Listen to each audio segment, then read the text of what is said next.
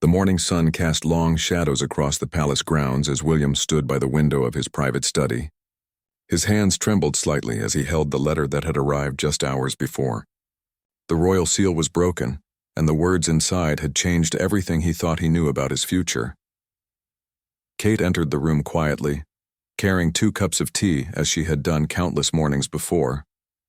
She noticed immediately that something was wrong. William's usually composed demeanor had cracked, and his face showed a pain she had rarely seen even during their most difficult times as a royal couple. "What is it?" she asked, setting down the cups and moving closer to her husband. The letter in his hand seemed to shake as he turned to face her. "It's from the Queen," William said, his voice barely above a whisper. "There's been a decision made about our future roles. Kate, we need to talk." The weight of his words filled the room like a heavy fog. Kate had always known that being part of the royal family meant making sacrifices, but she could see in William's eyes that this was different. This was something that would test the very foundation of everything they had built together. William guided her to the sofa, where they had shared so many private moments away from the public eye. The same sofa where they had discussed their children's futures, their hopes for the monarchy, and their dreams of making a difference in the world. Now it would be the place where their world would begin to change forever. "The Commonwealth nations have requested a permanent representative," William began, his voice growing steadier but no less heavy. "Someone from the immediate royal family to oversee the transition of several territories. It's a position that would require a 5-year commitment minimum." Kate felt her heart sink before he even finished speaking. She knew what was coming next, could see it in the way his shoulders sagged and how he couldn't quite meet her eyes. "They want me to go," he continued. "The decision has already been made at the highest levels. It's not a request, Kate, it's a duty that I cannot refuse." The silence that followed was deafening. Kate processed the information slowly, understanding that this wasn't just about a job or even about duty. This was about separation from everything they had built together, from their children, from the life they had carefully constructed despite the constant scrutiny of the public eye. "For 5 years?" she finally asked, though she already knew the answer. William nodded, finally looking into her eyes. "The children would need to stay here for their education, for stability, and your work with the charities, your patronages. You've built something important here, Kate, something that matters." As the reality of the situation began to sink in, Kate felt a mixture of emotions wash over her. Pride in her husband for his dedication to duty, fear for what this separation would mean for their family, and a deep sadness for the time they would lose together. Outside the window, the grounds were coming alive with the daily activities of palace life. Staff members went about their routines unaware that inside this quiet room, a conversation was taking place that would eventually touch the hearts of millions around the world. William reached for Kate's hand, and she let him take it, feeling the familiar warmth and strength that had supported her through so many challenges over the years. They sat together in the growing morning light, both understanding that their love story was about to face its greatest test. The letter lay forgotten on the coffee table between them, its formal language and official seals unable to capture the human cost of the decision it contained. For William and Kate, this moment marked the beginning of a goodbye that neither of them was prepared for, but both knew they would have to face with the same grace and dignity that had defined their public life together. As they held hands in the quiet of the study, both knew that the coming days would be filled with difficult conversations, careful planning, and the heartbreaking task of explaining to their children why Daddy would have to go away for a very long time. The weight of duty had always been a part of their lives, but never had it felt quite so heavy or so personal as it did in that moment. The news of William's assignment spread through the palace like wildfire, though officially nothing had been announced to the public yet. Kate found herself walking through the familiar corridors with a new awareness of how precious each moment had become. Every family dinner, every bedtime story, every quiet conversation would soon be a memory to sustain them through the long separation ahead. The hardest part was telling the children. William and Kate had always prided themselves on being honest with George, Charlotte, and Louis. But how do you explain to young minds that duty sometimes requires sacrifice that feels too big to bear? They gathered the children in the family sitting room one evening after dinner. The room was warm and inviting, filled with family photos and the children's artwork from school. It was here, surrounded by the evidence of their happy family life, that they would have to deliver news that would change everything. "We need to tell you something important," Kate began, her voice gentle but serious. The children sensed immediately that this wasn't a typical family chat. George, being the oldest, sat up straighter while Charlotte moved closer to her mother. Louis, still young enough to be more interested in his toy cars, continued playing quietly on the carpet. William took a deep breath before speaking.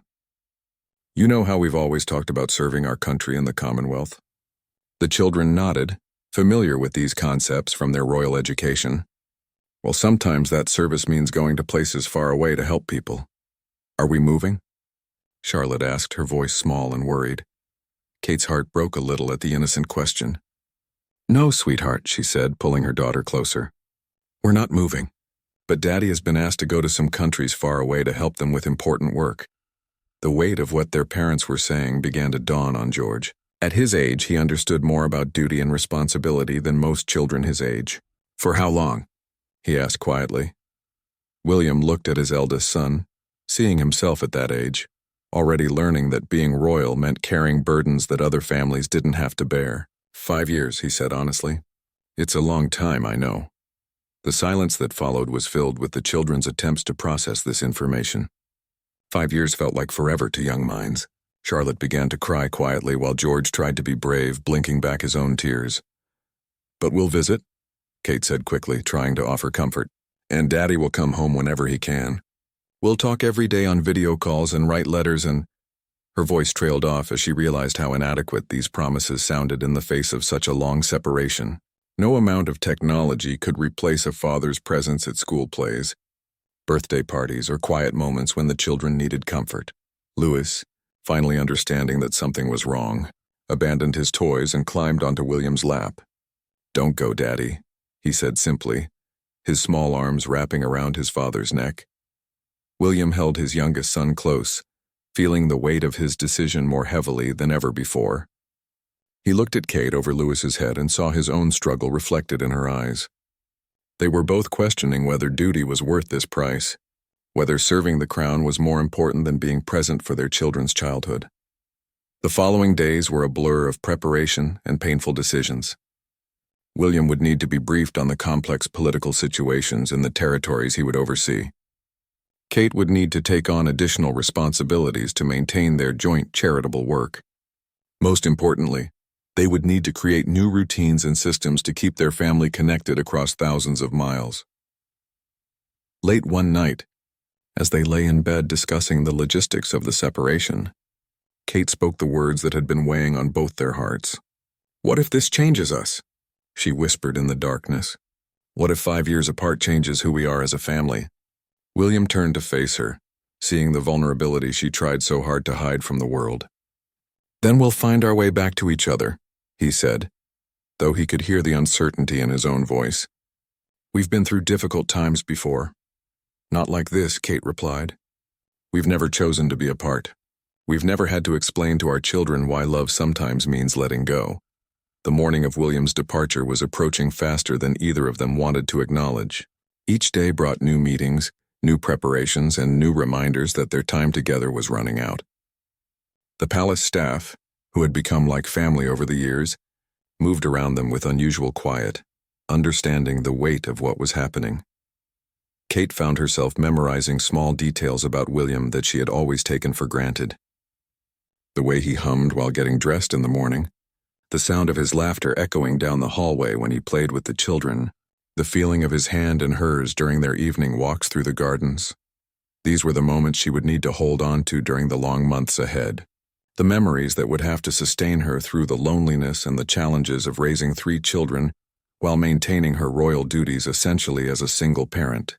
As the departure date grew closer, Kate and William found themselves stealing moments together whenever possible. They would wake up early just to have coffee together in silence, watching the sun rise through their bedroom windows. These quiet morning rituals became sacred, a way to store up intimacy and connection for the long separation ahead. The public remained unaware of the personal cost of this royal assignment.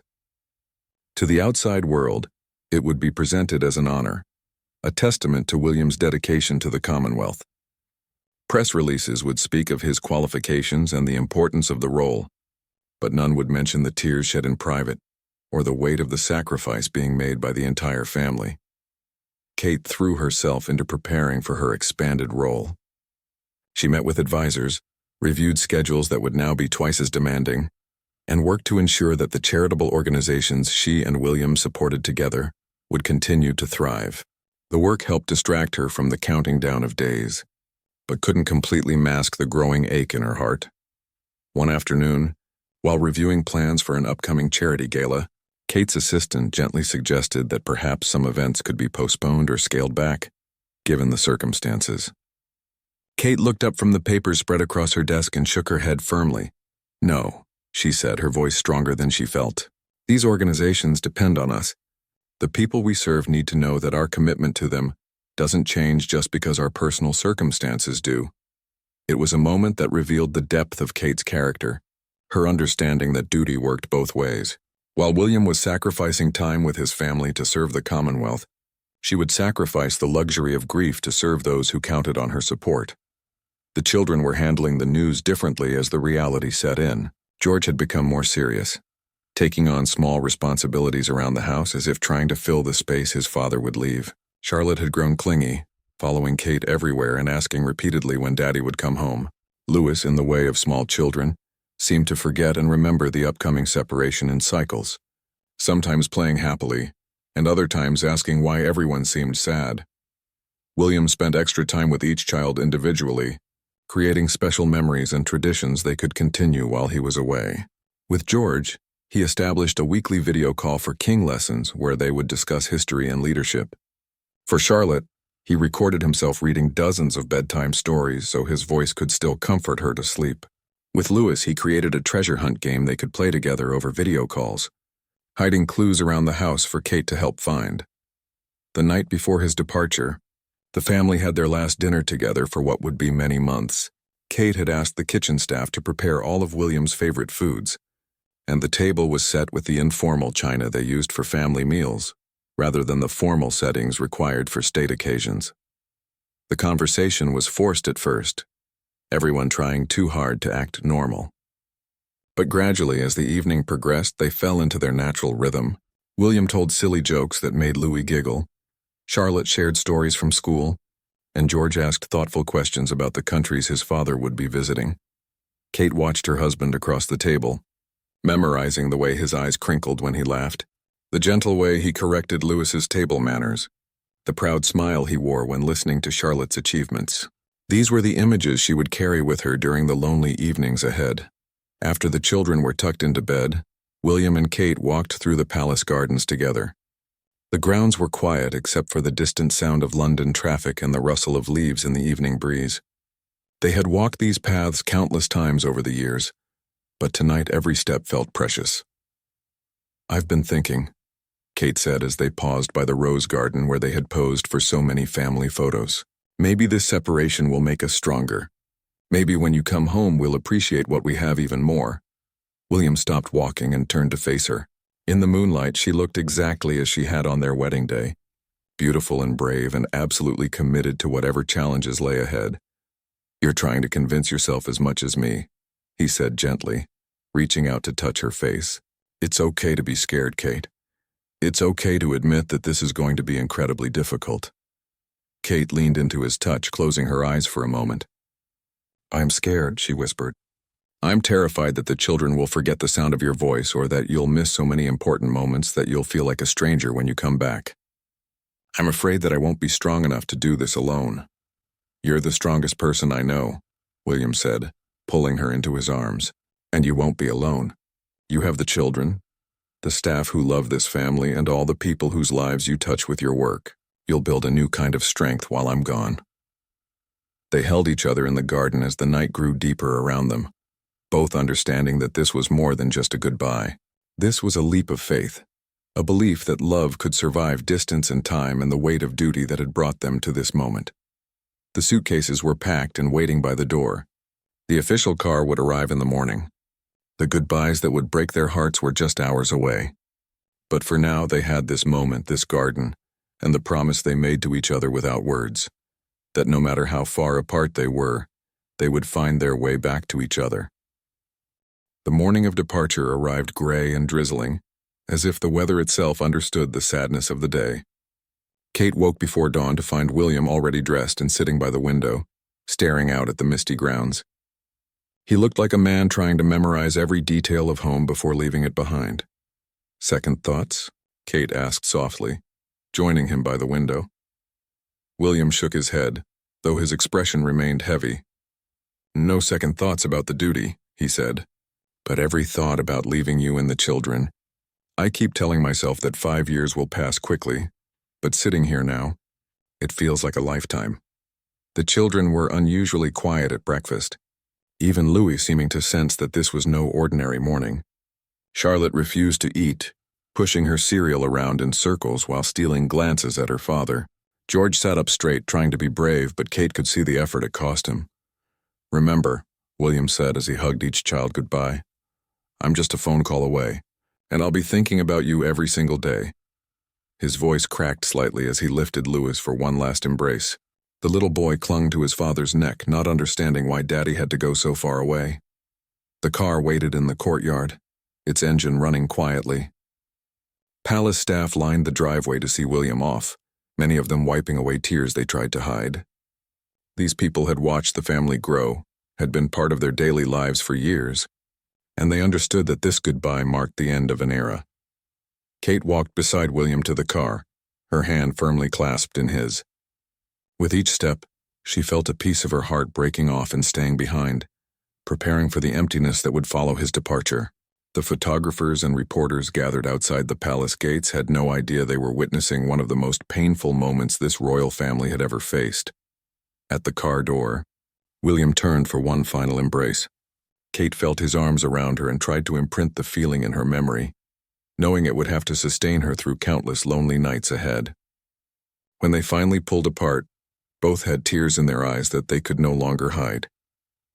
"I love you," William whispered, his forehead touching hers. "That will never change, no matter how far apart we are." "I love you too," Kate replied, her voice barely audible. "Come home to us safely." William got into the car and Kate stepped back, wrapping her arms around herself as if trying to hold together the pieces of her heart that threatened to scatter. The children had come to the window of their playroom and were waving frantically, their small faces pressed against the glass. As the car pulled away, Kate remained standing in the courtyard until it disappeared completely from view. Only then did she allow herself to truly feel the magnitude of what had just happened. The man who had been her partner in everything for over a decade was gone, and she would have to learn how to be strong enough for all of them. The first few days were the hardest. The palace felt too big and too quiet without William's presence. Kate found herself setting out his coffee cup in the morning, before remembering he wasn't there to drink it. The children asked when Daddy would call, checking the time constantly and calculating what time it would be wherever he was. When the first video call finally came through, it was both a relief and heartbreak. Seeing William's face on the screen made the distance feel both smaller and impossibly vast. He looked tired from travel and the stress of settling into his new role, but his eyes lit up when he saw his family gathered around Kate's laptop.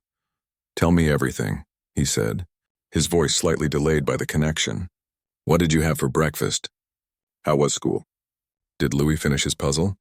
The children took turns sharing their news, simple everyday things that had become precious because Daddy couldn't be there to witness them firsthand. Charlotte showed him a drawing she had made of their family, carefully including Daddy even though he was far away. George talked about his football practice and promised to score a goal in the next match just for his father. When the call ended, the silence that followed felt heavier than before. Kate tucked the children into bed with extra hugs and longer bedtime stories, all of them trying to fill the William-shaped hole in their evening routine. Late that night, Kate sat in her study responding to emails and planning her schedule for the coming weeks. The work helped keep her mind busy, but it couldn't chase away the ache of missing her partner in everything. She had always known that being a royal meant sacrifice, but she had never imagined that the sacrifice would feel this personal, this devastating. A soft knock on the door interrupted her thoughts. Charlotte stood in the doorway in her pajamas, clutching her favorite stuffed animal. "I can't sleep, Mummy," she said, her voice small and sad. "I keep forgetting that Daddy isn't here to check on me." Kate opened her arms and Charlotte climbed into her lap, curling up like she had when she was much smaller. They sat together in the quiet study, both missing the same person, both trying to figure out how to be okay without him. "You know what?" Kate said, stroking her daughter's hair. "I think Daddy is probably looking at the same stars we can see out this window. Even though he's far away, we're still under the same sky." It was a small comfort, but it was something to hold on to. As Kate carried Charlotte back to bed, she made a silent promise to herself and to William. She would find a way to keep their family strong and connected, no matter how many miles separated them. She would make sure that when he came home, there would still be a home worth coming back to. 3 months into the separation, Kate had developed new routines that helped structure their days around William's absence. The morning video calls had become sacred family time, with everyone gathering in the breakfast room to share their plans for the day. The time difference meant these calls happened very early, but Kate treasured seeing William's face first thing each morning, even through a screen. The children were adapting in their own ways. George had become more responsible, helping Kate with small decisions and stepping into a protective role with his younger siblings. Charlotte had started writing letters to her father every week, decorating them with drawings and stickers before Kate helped her send them via email.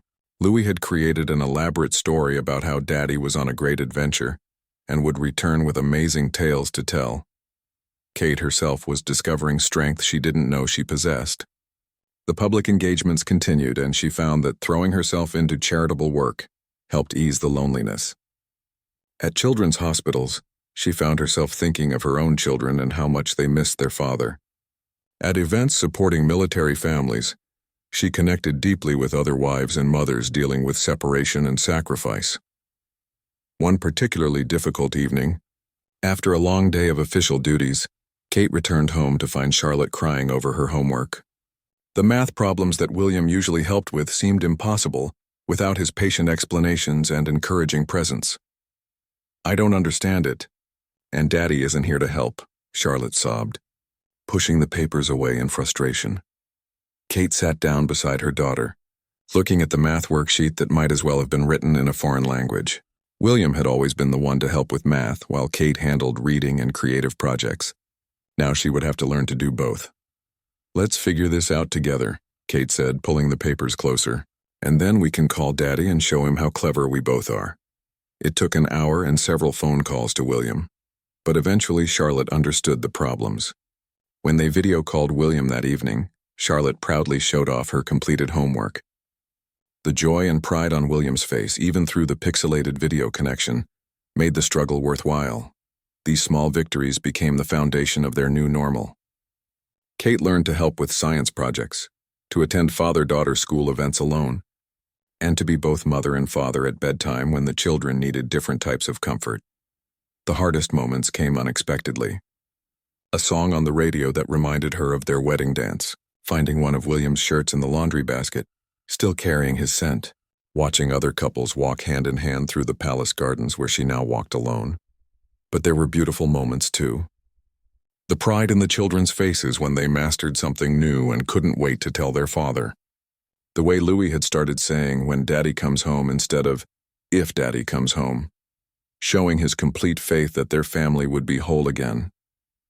The letters from William that arrived regularly, filled with details about his work and expressions of love that Kate read until she had memorized every word. One evening, while reviewing photos from a charity event, Kate's assistant mentioned something that surprised her. "The public response to your solo appearances has been remarkable," she said, showing Kate the letters and messages that had poured in. "People are saying they've never seen you more confident, more natural. They're inspired by how you're handling everything." Kate looked through the messages, many from military wives and single mothers who saw their own struggles reflected in her situation. Women wrote about finding strength in her example, about feeling less alone in their own challenges because they watched her navigate hers with grace. "I don't feel strong most days," Kate admitted. "I feel like I'm barely holding everything together." "But that's exactly why people connect with you," her assistant replied. "You're not pretending it's easy. You're showing them that it's possible to be strong and vulnerable at the same time." That night, Kate called William during his lunch break. The time differences meant their conversations had to be carefully planned, but they always found ways to connect. "I think I'm becoming someone different," she told him, walking through their bedroom as they talked. Not better or worse, just different. More independent, maybe. Sometimes I worry that when you come home, we won't fit together the same way anymore." William was quiet for a moment, and Kate could picture him in his temporary office halfway around the world, probably tired from meetings and missing home as much as she missed him. "I'm changing too," he said finally. "This work, being away from you and the children, it's teaching me things about myself I never knew. Maybe when I come home, we'll be different people who have to learn to love each other in new ways. Does that scare you?" Kate asked. "Everything about this scares me," William admitted. "But I think we're strong enough to grow apart and still find our way back together. We've built something that can stretch across oceans and still hold." After they said goodbye, Kate stood at their bedroom window looking out at the gardens where they had made so many plans for their future. The separation was changing all of them in ways they couldn't have predicted, but perhaps that wasn't entirely a bad thing. She was discovering parts of herself that had been hidden in William's shadow, and he was learning to exist independently while still being a devoted father and husband. The children were becoming more resilient, more appreciative of family time, more aware of the sacrifices that duty sometimes required. It wasn't the childhood Kate had wanted for them, but it was teaching them lessons about love, commitment, and service that couldn't be learned any other way. As she prepared for bed, Kate allowed herself to imagine William's return. It was still years away, but she could picture the day when he would walk back through their front door, when the family would be complete again. They would all be different people by then, shaped by this experience of separation and growth, but they would still be a family bound by love that had proven itself strong enough to survive anything. 2 years had passed since William's departure, and the rhythm of their separated life had become familiar, though no less difficult.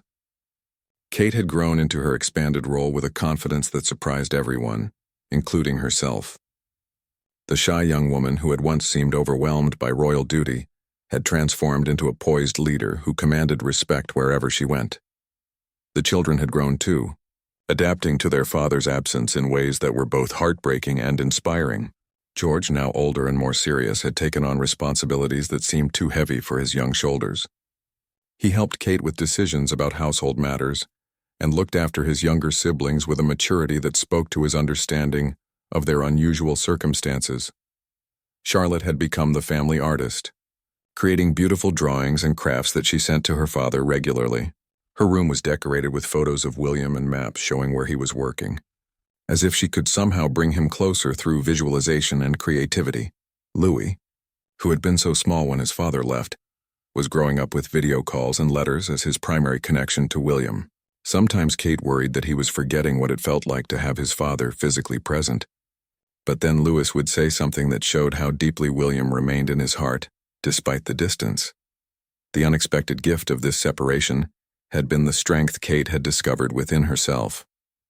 She had learned to make difficult decisions without consulting William first, to trust her own instincts about parenting and royal duties, and to find joy in accomplishments that were entirely her own. One afternoon, while reviewing plans for a major charity initiative she had developed, Kate's private secretary brought news that would change everything once again. "There's been a development in William's assignment," she said carefully, her expression unreadable. "The Commonwealth Office has requested a meeting with you at your earliest convenience." Kate felt her heart stop for a moment, fear rushing through her before logic could intervene. Was William hurt? Had something gone wrong? The careful, neutral tone of the message told her nothing, leaving her imagination to fill in terrifying blanks. The meeting was scheduled for the following morning, and Kate spent a sleepless night wondering what news awaited her. She had grown accustomed to the uncertainty of their situation, but this felt different, urgent in a way that made her stomach clench with anxiety. The Commonwealth representative was a distinguished older woman who had worked with the royal family for decades. Kate had met her before, but never in circumstances that felt quite so formal and mysterious. "Your Royal Highness," the woman began, her tone carefully professional, "I want to assure you first that Prince William is well and safe. This meeting concerns changes to his assignment that we felt you should hear about directly." Kate felt relief flood through her at the confirmation that William was unharmed, but questions immediately followed. "What kind of changes? Why the secrecy and formal presentation?" "The work Prince William has been doing has been extraordinarily successful," the representative continued. His diplomatic skills and cultural sensitivity have impressed everyone involved, so much so that there has been a request for his assignment to be extended. The words hit Kate like a physical blow. Extended. Not shortened, not completed early due to success, but extended beyond the 5 years they had already committed to enduring. How much longer? Kate asked, though she wasn't sure she wanted to hear the answer. Another 3 years, potentially 4 depending on how certain negotiations develop. I know this is difficult news, but the work he's doing is genuinely historic.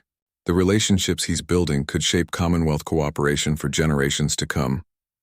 Kate stared at the woman across from her, processing information that threatened to shatter the careful equilibrium she had built over the past 2 years. They had been counting down to 5 years, marking time until William's return. The children had calendars in their rooms with days crossed off, slowly moving toward the magical date when Daddy would come home. Has William been told? Kate asked, her voice steady despite the turmoil inside. He's being briefed today. We wanted to speak with you first, to understand the family's position before any decisions are made. Kate appreciated that they were being consulted, but she also understood the reality of royal duty. This wasn't really a choice they were free to make. If William's work was as important as they claimed, if it truly could impact the Commonwealth for generations, then there was only one answer a responsible royal could give. I need to discuss this with the children, Kate said finally. And with William. We've built a life around his return in 3 years. Changing that timeline will require adjustment. That evening's video call with William was one of the most difficult conversations of their marriage. Kate could see in his face that he had already processed the news, had already begun to accept what felt inevitable. I told them I needed to talk with you before giving an answer, he said, though they both knew what that answer would have to be. Kate, I'm so sorry. I know how hard these 2 years have been, and asking for more time feels impossible, Kate finished for him. It feels impossible, but I understand why they're asking. The children took the news with varying degrees of understanding and acceptance. George, wise beyond his years, simply nodded and asked practical questions about when the new end date would be. Charlotte cried, angry that the promises made to her were being broken. Louis was confused, not really understanding why something that was supposed to end wasn't ending anymore. That night, after the children were asleep, Kate walked through the palace grounds alone. The gardens that had once felt like a sanctuary now seemed to echo with memories of conversations about sacrifice and duty. She had thought she understood the cost of royal service, but it seemed there were always new payments to be made, new sacrifices to be asked of people who had already given so much. But as she walked, Kate also found herself thinking about the bigger picture. William's work was making a difference in ways that would outlast their personal struggles. The Commonwealth nations he was helping would be stronger, more united, more prepared for future challenges because of the foundation he was building. Their love story had become bigger than just their family. It had become about service and sacrifice and the belief that some things were worth temporary pain for long-term good. It wasn't the fairy tale that people imagined royal marriages to be, but it was something deeper and more meaningful. The final goodbye came 8 years after William's first departure. Not 5 as originally planned, not even 7 as later revised, but 8 full years that had transformed their entire family in ways none of them could have imagined. The extra time had been necessary to complete the historic trade agreements and diplomatic frameworks that would indeed shape Commonwealth relations for decades to come. Kate stood at the same window where she had watched William leave all those years ago, but now she was watching for his return. The children, now teenagers and nearly adults, waited with a mixture of excitement and nervousness that mirrored her own feelings. They had all grown up during his absence, changed in fundamental ways that made his homecoming both joyful and uncertain. George was now a young man of 17, tall and serious, with his father's eyes but a maturity that came from years of being the man of the house in William's absence.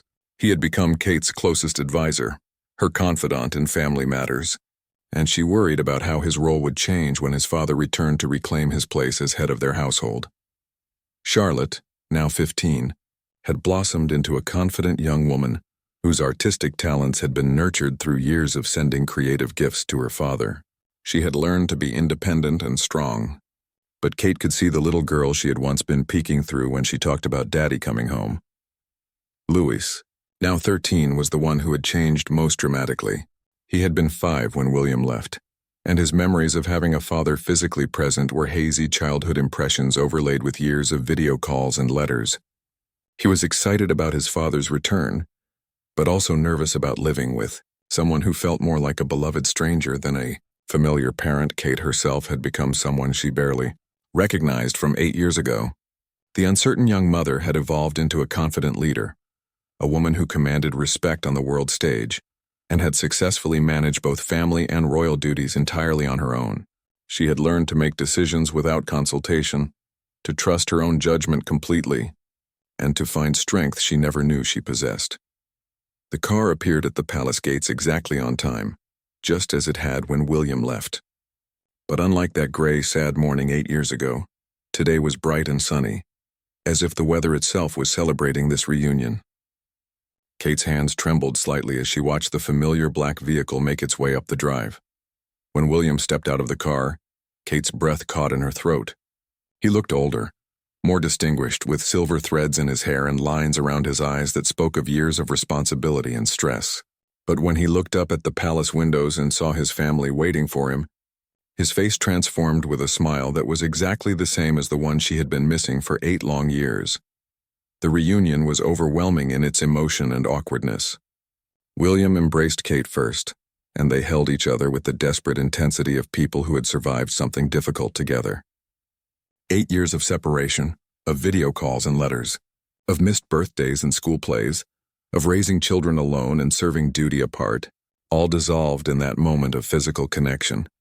The children's reactions were beautifully individual. George approached his father with dignified composure, extending his hand for a formal handshake before William pulled him into a fierce hug. Charlotte flew into her father's arms with unbridled joy, chattering excitedly about everything she wanted to show him. Louis hung back slightly, shy with this man who was his father but also almost a stranger, until William knelt down to his level and spoke to him quietly, privately, until the boy's reserve melted away. The first few weeks of reunion were a delicate dance of relearning how to be a family. William had to discover who his children had become in his absence, and they had to adjust to having a father who wanted to be involved in daily decisions that Kate had been making alone for years. There were moments of friction, times when the family dynamics that had developed during his absence clashed with his desire to resume his place as husband and father. Kate found herself caught between her instinct to maintain the independence she had cultivated and her longing to share the burden of family leadership once again. They had to negotiate new roles, new responsibilities, new ways of being together that honored both who they had been before the separation and who they had become during it. The public watched this reunion with fascination, seeing in William and Kate's story a modern fairy tale about duty, sacrifice, and enduring love. Magazine covers proclaimed it the reunion of the century, photographs captured their joy, and commentators praised their dedication to service above personal comfort. But the real story was quieter, more complex, and ultimately more beautiful than any public narrative could capture. It was about a family that had learned to love across distance, to grow individually while remaining connected, and to serve something larger than themselves even when the cost was almost unbearable. One evening, several months after William's return, Kate found him in the same study where they had received the letter that started their long separation. He was reading a bedtime story to Louis over video call to a family in one of the Commonwealth nations he had served, continuing relationships he had built during his time away. "No regrets?" Kate asked as he ended the call. William looked at her. This woman who had raised their children essentially alone, who had grown into a leader he could never have imagined, who had kept their family strong and whole despite the distance between them. "None," he said firmly. "It was the hardest thing we've ever done. But look what we've accomplished. Look who you've become. Look how our children have grown. The work was important, but the way you held everything together while I was gone, that was the real miracle." Kate moved to the window where she had stood so many times over the years, looking out at the gardens where they had walked together before his departure. Now William joined her there, and they stood together watching their children play in the fading light of evening. Their love story had become something larger than romance, deeper than fairy tale, stronger than the forces that had tried to pull them apart. It had become a testament to the power of commitment, the value of service, and the enduring strength of a family that chooses love over convenience, duty over comfort, and each other over everything else. The goodbye that had left millions in tears had become a reunion that restored faith in the power of love to survive anything, even time and distance and the weight of duty that comes with a crown.